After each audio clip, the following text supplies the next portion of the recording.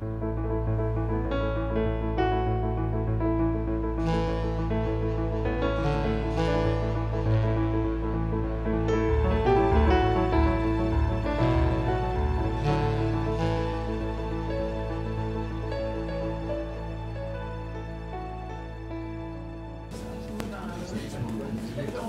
bonjour. J'aimerais vous demander de prendre place. Voilà.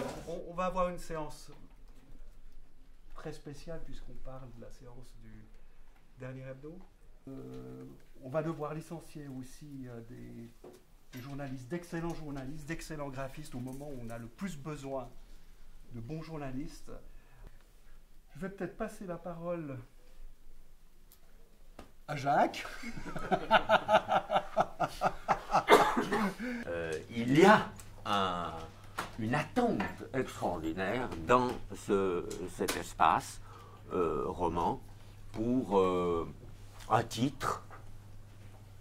Que sera-t-il? C'est encore à voir, mais un titre qui permette ce débat, qui permette cette prise de conscience qu'a permis l'hebdo.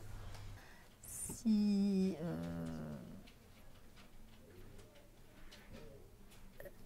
y a une chaloupe qui part avec des... moi, ça fait très envie. Ça fait très envie.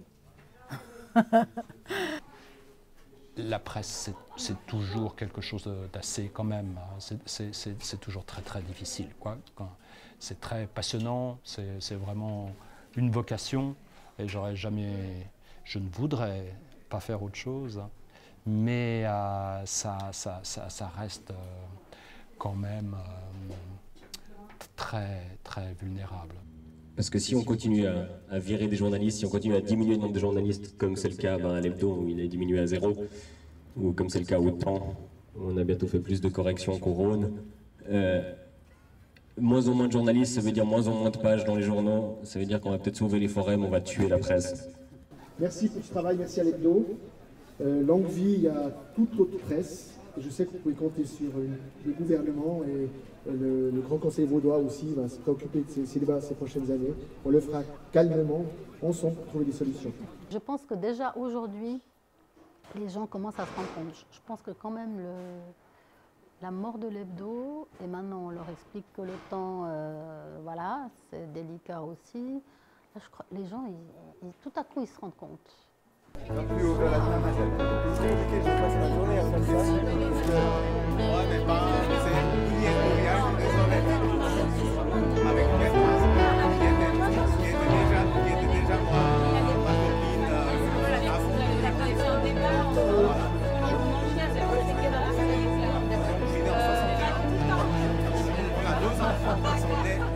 Oui, mais est-ce que vous seriez prêt à payer l'hebdo, je sais pas, 20 francs par numéro? C'est ça le prix réel. C'est pas 6 francs, c'est ça. Sans annonceur. Sans annonceur. Alors ensuite, il faut aussi trouver d'autres sources de financement. On peut imaginer effectivement un mélange de tout, de mécénat privé-public, même de financement participatif. Mais ça, il faut beaucoup d'argent pour une rédaction, même si on est passé de... Quand je suis arrivée à l'hebdo, il y a 19 ans, il y avait 50 journalistes. Aujourd'hui, on est, je sais pas, une dizaine, je sais pas. La publicité ne financera plus, ça a fonctionné 150 ans, ça ne fonctionnera plus comme ça, ne financera plus les médias.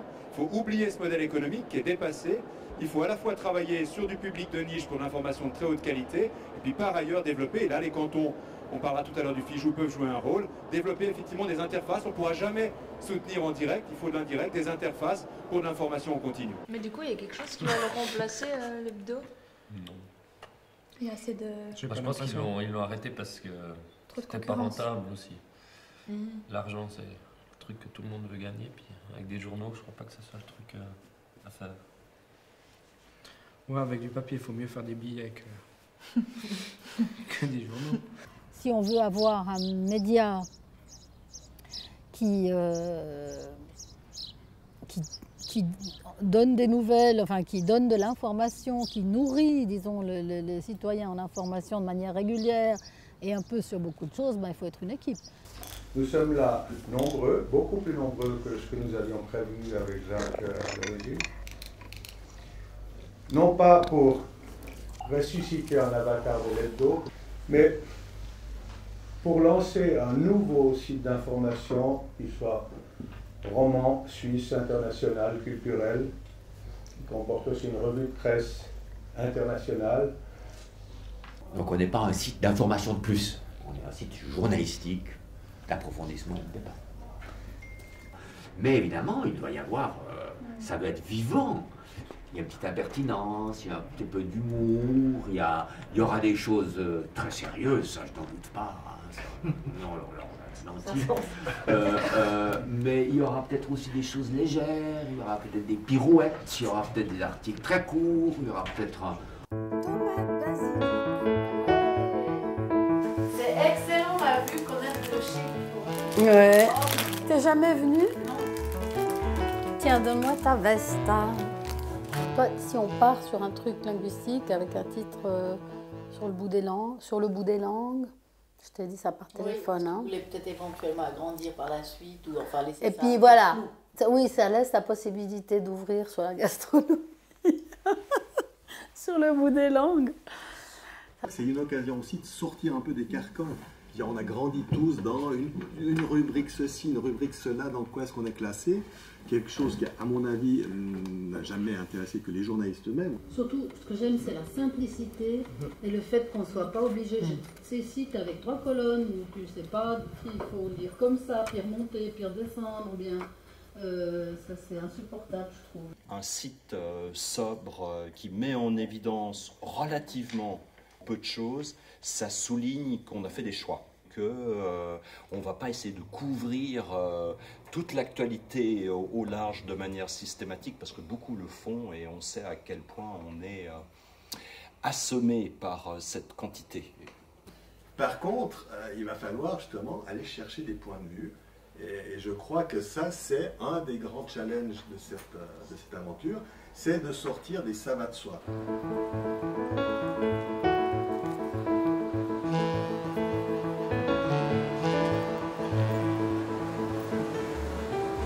Alors je vais vous dire, il y a déjà 4 personnes à 10h50 qui ont donné 1000 francs.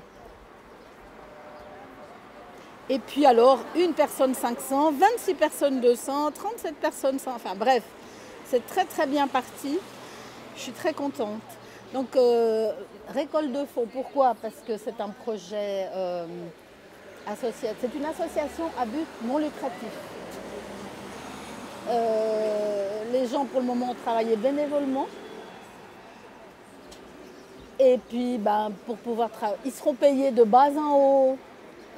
À partir du moment où l'argent arrivera. Et voilà, il n'y a pas de pub, il n'y a pas de grand éditeur. Donc il faut quand même bien que quelqu'un mette la main à la poche si on veut travailler. Qu'est-ce qu'on peut déjà dire de bon pour la tête? On peut déjà dire que le site sera en ligne en juin. On peut dire qu'aujourd'hui, 1300 personnes ont participé au crowdfunding. Qu'on arrive à 200 000 francs j'allais dire de gains, c'est pas une loterie, on arrive à 200 000 francs de financement, que donc le bon pour la tête va réellement exister.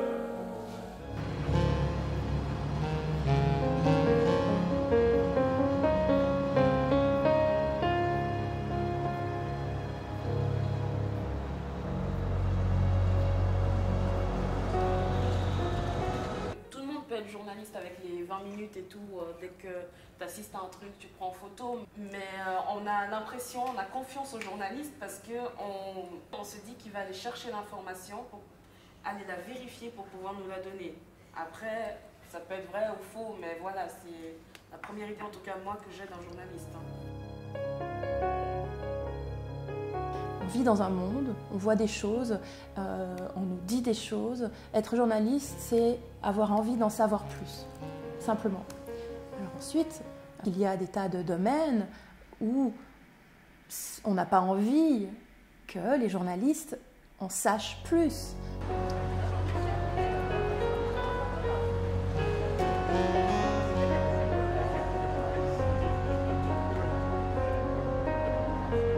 Qui est quand même un grand expert des questions aéronautiques. C'est plus qu'embêtant. Oui, voilà. Est-ce qu'il nous fera, je suis concret, est-ce qu'il nous fera un papier sur les problèmes de Qatar Airways, etc. Les sujets sont... Il y a plein de sujets, vous savez, vous nous avez envoyé plein de sujets. Beaucoup de sujets sont déjà prêts. Le site, on est en train de le tester avec Christina de VGR, ça se passe bien. Donc on est prêt, je veux dire, on est vraiment prêt à le faire. Au début, on a parlé un peu de mi-juin. Voilà, je pense qu'on va arriver à mi-juin.